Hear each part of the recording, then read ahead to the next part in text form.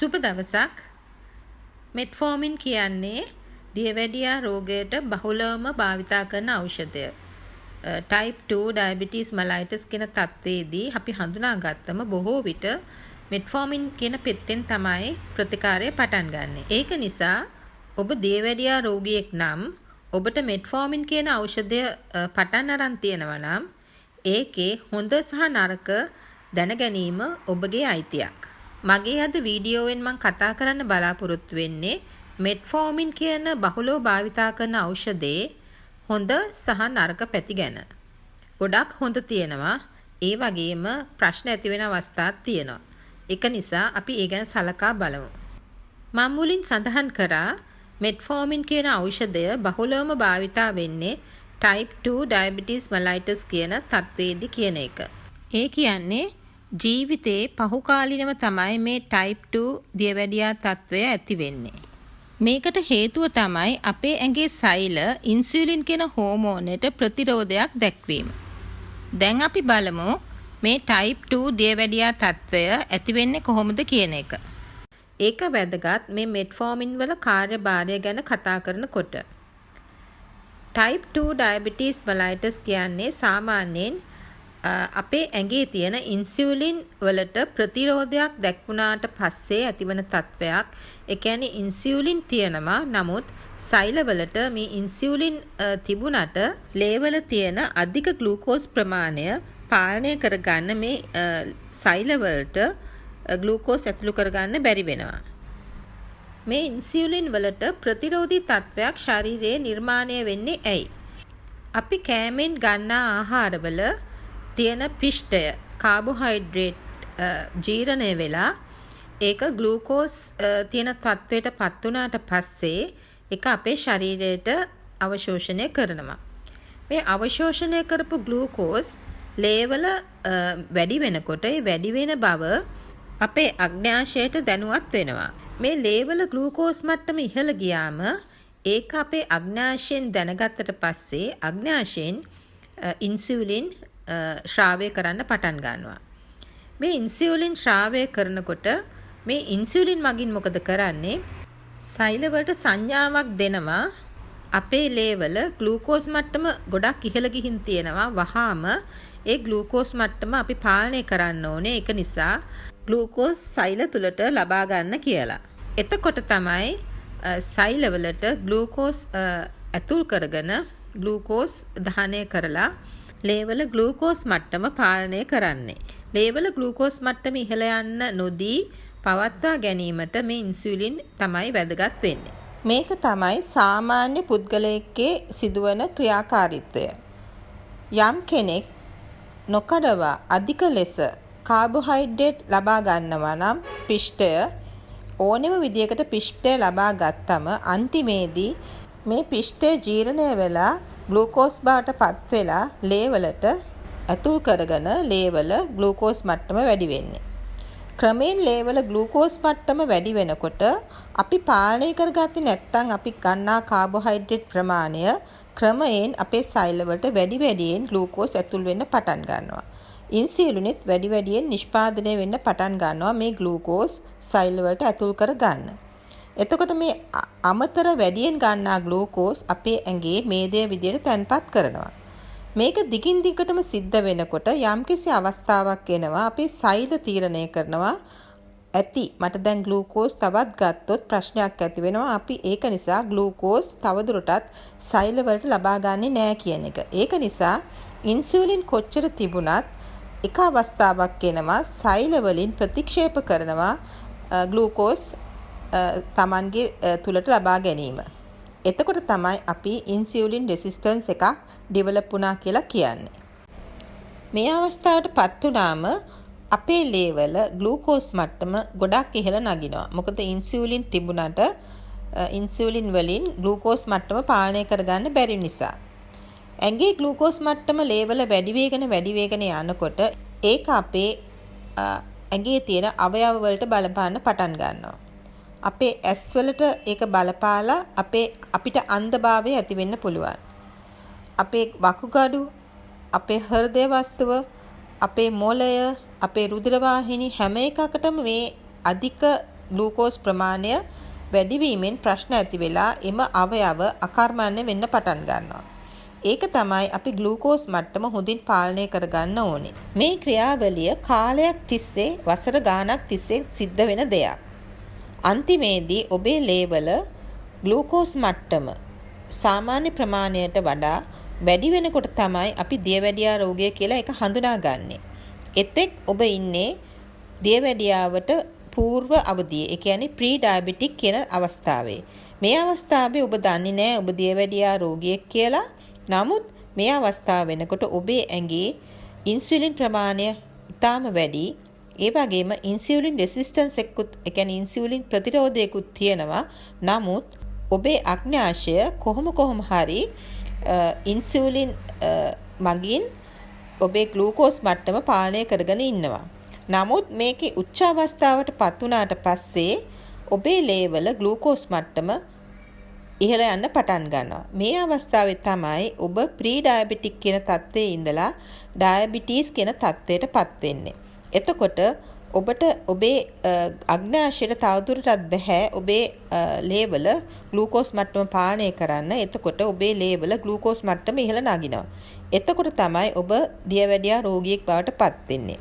එතකන් වසර ගණනාවක් ඔබ ප්‍රී ඩයබටික් කියන තත්ත්වයේ ඉන්නවා. නමුත් ඔබ දන්නේ නැහැ එවැනි ප්‍රශ්නයක් ඔබේ ඇඟ ඇතුලේ සිද්ධ වෙන බව. දියවැඩියා රෝගය කියලා අපිට නිශ්චය කරන්න ලේවල සීනි මට්ටම fasting blood sugar එක 126 mg per deciliter කියන තත්ත්වයට වඩා එහා යනකොට තමයි අපි දියවැඩියාව කියලා එක හඳුන්වන්නේ. ලේවල ග්ලූකෝස් මට්ටම මේ විදියට වැඩි වෙනකොට රෝග ලක්ෂණ මතුවෙන්න පටන් ගන්නවා.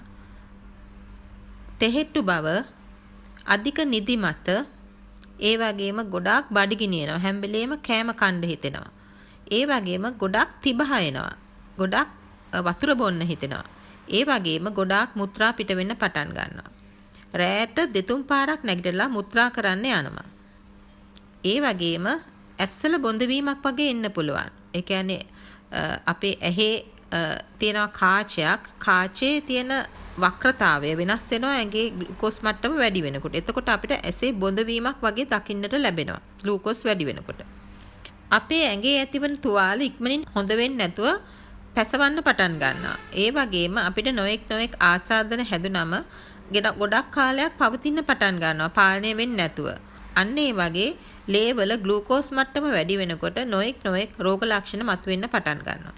මේ වෙලාවට තමයි අපිට මෙට්ෆෝමින් කියන ඖෂධය වැදගත් වෙන්න පටන් ගන්නෙ. මෙට්ෆෝමින් මගින් ලේවල ග්ලූකෝස් මට්ටම පාලනය කරන්න විවිධ විදියට ක්‍රියාත්මක වෙනවා. මෙට්ෆෝමින් ගන්නකොට අපේ ආහාර රුචිය අඩු වෙනවා. ඒ වගේම ආහාර ගත්තට පස්සේ ආහාර ආමාශයේ රඳා පවත්නා කාලය වැඩි කරනවා. ඒ කියන්නේ ආහාර ආමාශයෙන් පල්ලෙහාට බඩවැල් වලට යන්නේක කාලය ටිකක් වැඩි වෙනවා. ඒ කියන්නේ අපිට බඩගිනියනම අඩුයි. මේක නිසා අපි වැඩියෙන් ආහාර ගැනීම අඩු වෙනවා. ඒක නිසා ග්ලූකෝස් මට්ටම අඩු කරන්න එක උදව් වෙනවා. ඒ වගේම ආහාර ජීර්ණය වෙලා බඩවැලෙන් ග්ලූකෝස් උරා ගැනීමත් මෙට්ෆෝමින් මගින් පාලනය කරනවා. ඒ වගේම අක්මාවෙන් ලේවලට නිදහස් කරන ග්ලූකෝස් මට්ටමත් මේ මෙට්ෆෝමින් මගින් පාලනය කරනවා. ඒ වගේම සෛලවල ඇති වෙලා තියෙන ඉන්සියුලින් ප්‍රතිරෝධයත් මෙට්ෆෝමින් ගන්නකොට අඩු වෙනවා. ඒ කියන්නේ නැවත වරක් ඉන්සියුලින් වලට හැකියාව ලබා දෙනවා සෛල වලට ග්ලූකෝස් ඇතුල් කරගන්න. fasting blood sugar levels CI සහ 126 mg per deciliter කියන අතරේ තියෙනකොට තමයි අපි කියන්නේ ප්‍රී ඩයබටික් කියලා. ඒ කියන්නේ දියවැඩියාවට පූර්ව අවස්ථාව කියලා. ඒක 126 mg per deciliter කියන ප්‍රමාණයට වඩා එහාට යනකොට අපි ඒකට කියනවා දියවැඩියා තත්ත්වයට පත් වුණා කියලා. ඒ කියන්නේ මේ අවස්ථා දෙකේදීම මෙට්ෆෝමින් භාවිතා කරන්න පුළුවන් ප්‍රී ඩයබටික් කියන තත්ත්වය ඩයබටිස් කියන දක්වා වර්ධනය වෙන්න කලින් මෙට්ෆෝමින් භාවිතා කරනවා. ඒ වගේම දියවැඩියා තත්ත්වයට පත් වුණාට පස්සෙත් මේ මෙට්ෆෝමින් කියන බෙහෙත භාවිතා කරනවා ෆස්ට් ලයින් ඩ්‍රග් එකක් විදිහට. ඒ කියන්නේ පළවෙනියට පටන් ගන්න බෙහෙතක් විදිහට තමයි මෙට්ෆෝමින් භාවිතා කරන්නේ. සමහර අවස්ථාවල මේ ප්‍රී ඩයබටික් කියන තත්ත්වයේ ඉන්න අයට පුළුවන් එක්සර්සයිස් කරලා ඒ වගේම තමුන්ගේ ආහාර පාලනය කරලා මේ ප්‍රී ඩයබටික් තත්ත්වය දියවැඩියා තත්ත්වයට වර්ධනය වීම වළක්වා ගන්න. නමුත් බොහෝ විට මේ ප්‍රී ඩයබටික් කියන තත්ත්වයේ ඉන්න රෝගීන්ටත් මෙට්ෆෝමින් කියන බෙහෙත් එක පාවිච්චි කරනවා. මෙට්ෆෝමින් කියන බෙහෙත් වර්ගය ලෝකේ ඕනෑම තැනකදී මිලදී ගන්න පුළුවන් බෙහෙතක්. ඒ වගේම ඒක අධික වියදමක් දරලා ගන්න ඕන බෙහෙතක් නෙවෙයි, ලාභයි. ඒ වගේම ඒක විදින බෙහෙතකුත් නෙවෙයි, ඒක බොන බෙහෙතක්. ඒක නිසා මේකට ගොඩක් නැඹුරුතාවයක් තියෙනවා, ගොඩක් දෙනෙක්ගේ කැමැත්තකුත් තියෙනවා මේ මෙට්ෆෝමින් කියන බෙහෙත් පෙත්ත ගන්න. සාමාන්‍යයෙන් මේ බෙහෙත් වර්ගය උදේ හවස හරි දවසට 3 සැරයක් හරි ගන්න පුළුවන්. කෑමට පස්සේ දවසකට උපරිමයකට යටත්ව තමයි මේක ගන්නේ. ඒ කියන්නේ මිලිග්‍රෑම් 2500ක් ඉක්මවන්නේ නැතුව ඒක දවසට 3 සැරයක් හරි උදේ හවස හරි ගන්න පුළුවන් මේ මෙට්ෆෝමින් කියන පෙත්ත. මිලිග්‍රෑම් 500 සහ මිලිග්‍රෑම් 850 පෙති තියෙනවා. ඒ වගේම ස්ලෝ රිලීස් ප්‍රෙපරේෂන්ස් තියෙනවා. ඒ කියන්නේ හිමින් තමයි ඒකේ බෙහෙත නිදහස් කරන්නේ. ඒ වගේ බෙහෙත් දවසට සැරයක් ගත්තම ඇති. සාමාන්‍යයෙන් මේ වගේ ස්ලෝ රිලීස් ප්‍රෙපරේෂන්ස් රාත්‍රියේදී තමයි දවසට සැරයක් අපි ගන්න කියන්නේ. ඒක නිසා මේ වගේ බෙහෙත් ගන්න ගොඩක් දෙනෙක්ගේ කැමැත්තකුත් තියෙනවා. ඒ වගේම මෙට්ෆෝමින් බෙහෙත් ගන්නකොට අනික් දියවැඩියා පෙති වාගේ හයිපෝග්ලයිසීමියා කියන තත්ත්වයට පත්වීම ගොඩාක් අඩුවෙන් තමයි අපි දකින්නේ. ඒ වගේම මේ වගේ රෝගීන්ගේ බර වැඩිවීමක් දකින්නේ සාමාන්‍යයෙන් අනික් දියවැඩියා පෙති ගන්නකොට රෝගීන්ගේ බර වැඩිවීමකුත් වෙනවා.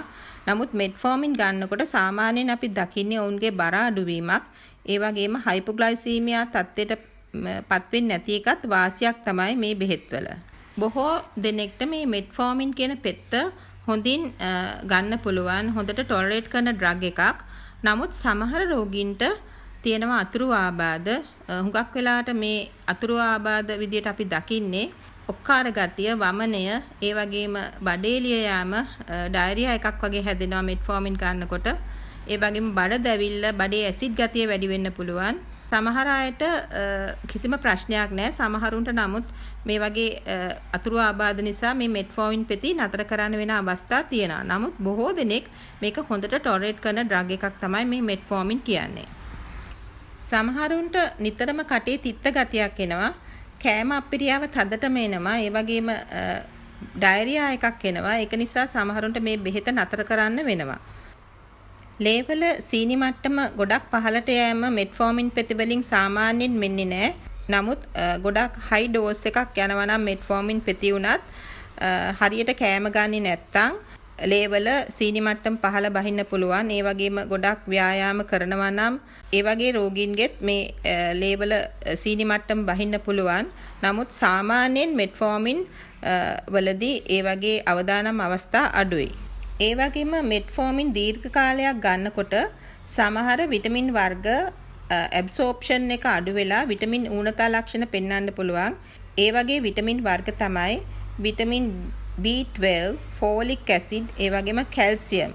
මේ වර්ග උරා ගැනීම අඩු වෙලා ඒකේ ඌනතා ලක්ෂණ පෙන්වන්න පුළුවන්. ඒක නිසා මෙට්ෆෝමින් ගන්න රෝගීන් දැනුවත් වෙන්න ඕනේ මේ වගේ විටමින් සප්ලිමන්ට්ස් වරින් වර ගන්න. මෙට්ෆෝමින් දීර්ඝ කාලයක් ගන්න වෙන බෙහෙතක් නිසා.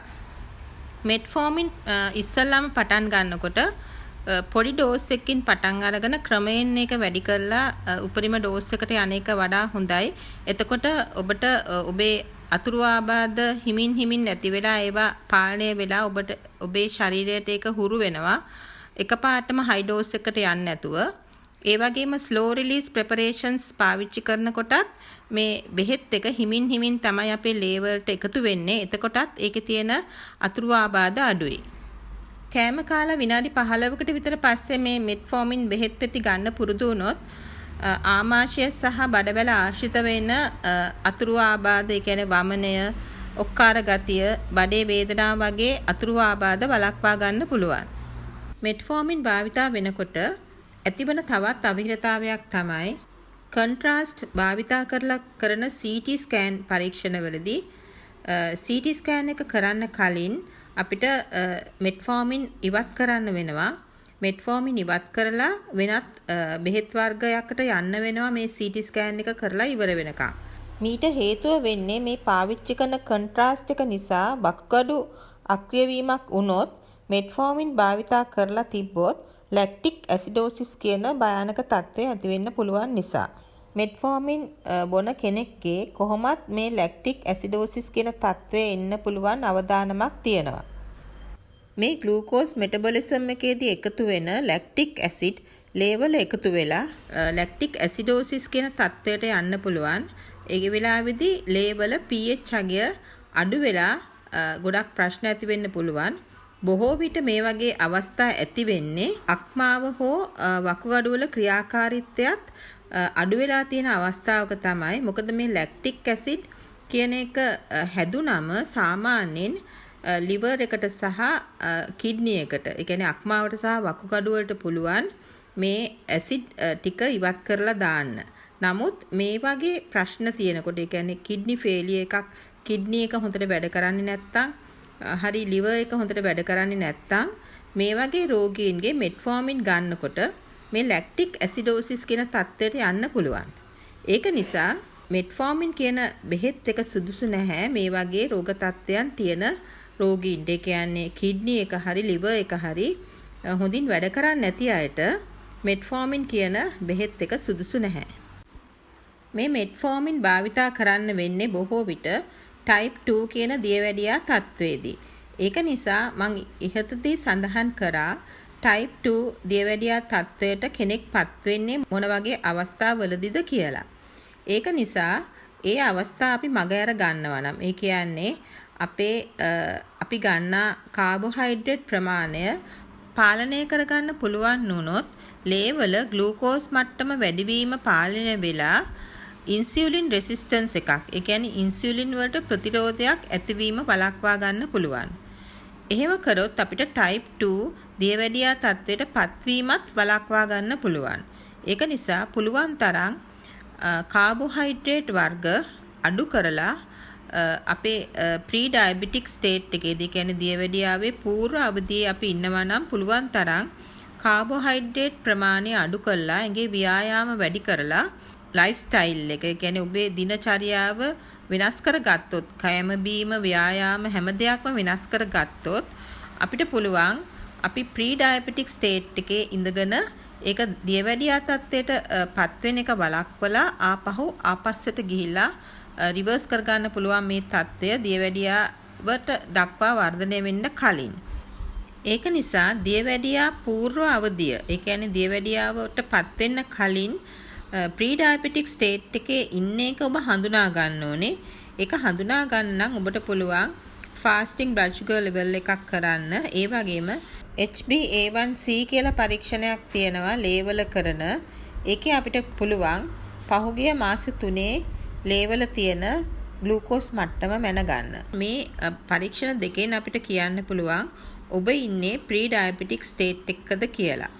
එහෙම වුණොත් අපිට පුළුවන් ඒක දියවැඩියා තත්ත්වයට යන්න කලින් අපේ ආහාර රටාව වෙනස් කරලා අපේ ව්‍යායාම ඇඟේ වැඩි කරගෙන ඒක ආපස්සට යවා ගන්න දියවැඩියා තත්ත්වයට තල්ලු වෙන්න කලින්. ඒක නිසා ප්‍රී ඩයබටික් ස්ටේට් එකේදීම මේක හඳුනා ගැනීම තමයි වැදගත් වෙන්නේ දියවැඩියාවට තල්ලු වෙලා රෝග ලක්ෂණ මතුවෙන්න කලින්. ඒක නිසා අවුරුද්දකට සැරයක්වත් ඔබේ ෆාස්ටිං බ්ලඩ් ෂුගර් එකක් කරගන්න.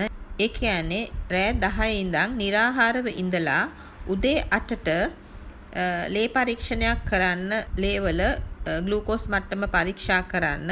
එතකොට ඔබට අවබෝධයක් ලබා ගන්න පුළුවන් ඔබේ ලේවල ග්ලූකෝස් මට්ටම කොයි වගේ තත්ත්වයක තියෙනවද කියලා. ස්තුතියි. මම ඩොක්ටර් සෑම් ජේ.